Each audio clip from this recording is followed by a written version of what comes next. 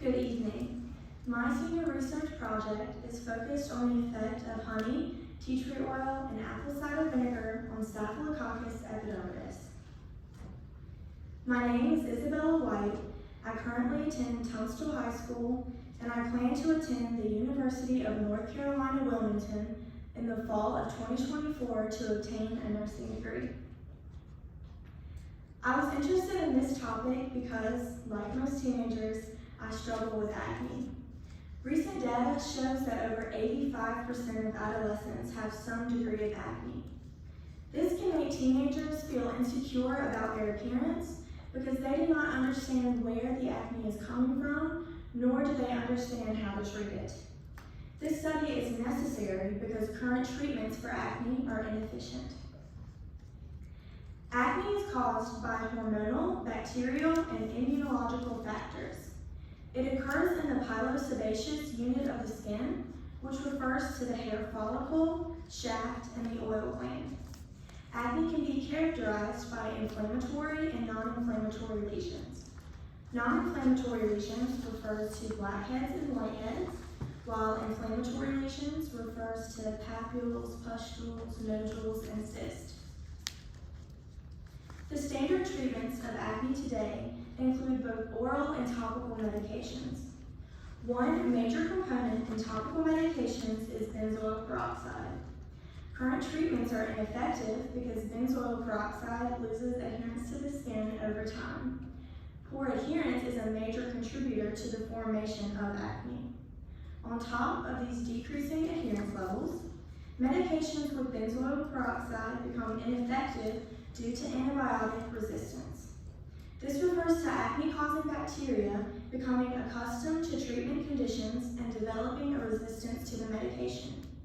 Standardized treatments often have adverse effects such as redness, dryness, and itchiness that can make them unappealing for certain users. Botanicals contain many properties that make them suitable to treat acne. Because they are natural substances, different cultures have relied on botanicals to treat various ailments throughout history. Botanicals are often multifunctional, which makes them quite effective at killing bacteria. The three mechanisms that allow botanicals to kill bacteria are anti-inflammatory, antimicrobial, and antioxidant properties.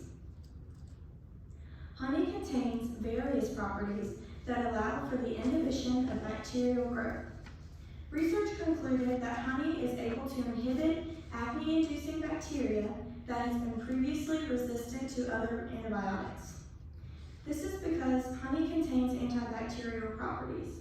Honey's anti-inflammatory properties allow it to reduce the redness of acne lesions.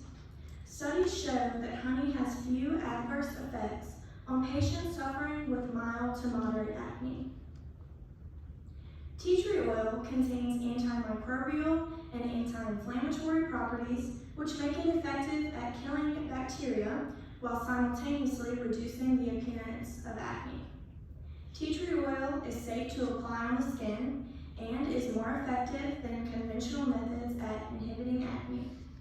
This is because tea tree oil is not susceptible to antibiotic resistance in the same way that treatments with benzoyl peroxide are. When apple cider vinegar undergoes alcoholic fermentation, this botanical substance is given antiseptic and antimicrobial properties that enable it to fight viruses and kill bacteria.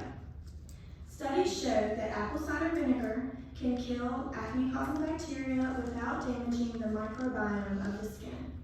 The microbiome simply refers to the good bacteria that reside on our skin that help aid in immune defense. Apple cider vinegar adheres to the skin, which significantly improves its effectiveness at treating acne. This study is necessary because there is limited research on comparing botanicals' effectiveness in inhibiting acne-causing bacteria. This study is beneficial because it will bring to light new alternative treatments for acne. The research question for my project is, which substance, honey, tea tree oil, or apple cider vinegar, will most effectively reduce the growth of Staphylococcus epidermidis? My null hypothesis states that if substances are applied to bacteria, then there will be no difference in the amount of bacterial growth inhibited. Therefore, my research hypothesis then states that if substances are applied to bacteria, then there will be a difference in the amount of bacterial growth inhibited. The independent variable in my study is the type of substance used, more specifically the honey, tea tree oil, or apple cider vinegar. The dependent variable is the amount of bacteria inhibited. The control for my study was applying water to the Petri dishes. The constants are the type of bacteria used, the temperature at which the Petri dishes are incubated at, and the time that the dishes are incubated for. I started my experiment by collecting the necessary materials. This included clover honey, tea tree oil, apple cider vinegar, water, nutrient agar, bacteria, swabs, and blank disc. The sample size for my experiment was 40 Petri dishes, and my sample population is Staphylococcus epidermidis. I then numbered the nutrient agar dishes. I used a random number generator to determine which dishes received which treatment. Next, I soaked the blank disc in the tested substances. After this, I streaked the Petri dishes with the bacteria. Once the Petri dishes had been streaked, I applied the tested substances to the Petri dishes. I then incubated all of the dishes at 37 degrees Celsius for 48 hours. After the dishes had finished incubating, I measured the zone of inhibition in millimeters and compiled my raw data. This graph shows the individual zone of inhibition for each sample, as well as the mean zone of inhibition for each substance tested. As highlighted in the box, we see that honey had the same mean zone of inhibition as the control group, water, which was 0 millimeters. This indicates that clover honey was not effective at inhibiting bacterial growth. We can also see that apple cider vinegar has a slightly higher zone of inhibition on average. Tea tree oil having a mean of 14.8 millimeters and apple cider vinegar having a mean of 16.9 millimeters. However, because the error bars of these two groups overlap, any difference within the means is due to chance. I performed a one-way ANOVA test to compare the differences in the means of zone of inhibition between honey, tea tree oil, and apple cider vinegar. Because my p-value was less than 0.01, I can reject the null hypothesis and conclude that there is a statistical difference between the three groups' inhibitory properties. The results of my study indicate that clover honey is not effective at inhibiting Staphylococcus epidermidis. Therefore, it should not be utilized as a treatment for acne. Previous research studied Manuka honey's effect on bacteria and found that Manuka honey displayed inhibitory properties. This is because this specific type of honey contains hydrogen peroxide-like structures that enable it to more effectively kill bacteria. The efficacy of my study would have been improved if I would have utilized Manuka honey in place of clover honey. The results also indicate that both tea tree oil and apple cider vinegar were able to inhibit Staphylococcus epidermidis. Because of their effectiveness, both of these treatments can be utilized to fight acne. A limitation of my study is that I had a relatively small sample size. I also obtained a convenient sample. As previously mentioned, the type of honey used is a limiting factor in my study. The honey group would have yielded better results if I used Manuka honey instead of clover honey. It is also important to note that all of my Petri dishes display partial zones of inhibitions, meaning that although there was a clear circle where bacteria grew less prevalently, there was still bacteria present within the circle.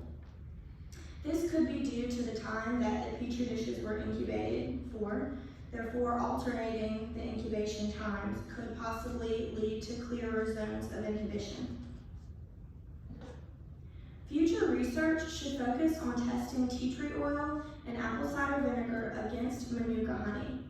My study is important in comparing potential treatments for acne. Therefore, repeating the study using Manuka honey could help support its usage. Throughout completing this experiment, I learned that hard work and dedication pays off in the end. Finishing a project of this magnitude makes me feel incredibly confident that I can succeed as I continue to further my education in college these next 4 years. I would like to take this opportunity to thank Mrs. Long for helping guide me through the inquiry process and develop my research project, Mrs. Dillon for helping me in the lab, and Mrs. Gravitt for helping me interpret my data. I would also like to thank Piedmont Governor School for providing me with the means necessary to complete my experiment. Are there any questions at this time? Yes, Ms. Martin. This is a two-part question, I guess. Why did you choose water as your control group, and was the water deionized or lab grade water? Ms. Martin is asking why I chose water as my control group and if the water was deionized or anything special. And I chose water as my control group because it is a neutral substance, so I didn't use any type of special water. And I just wanted to have something on the blank disc so that it would be the same in my methodology as the other tested groups. Okay, thank you. You're welcome. I was going to ask you a question about the Manuka honey, because that was something that I knew was used worldwide because of its properties. I know it's easier to get the clover, but if you could go more in depth, would you use something more, use something like the Manuka or a different type versus what's just in our area? Ms. Ashworth is asking if I would utilize Manuka honey or something more local to our area. And I would, if I could go back, I would go back and use Manuka honey in place of the clover honey. Yes, Mr. Barber. Do you think that the brand of honey that you used had any type of effect on the results? Because I don't know about like whatever they put in like honey, like different brands and stuff, but do you think that played any effect in it? Mr. Barber is asking if the specific brand of honey could have had an impact on my results. And I think it's more so on the type of honey, like clover versus Manuka, and less about the brand that was utilized.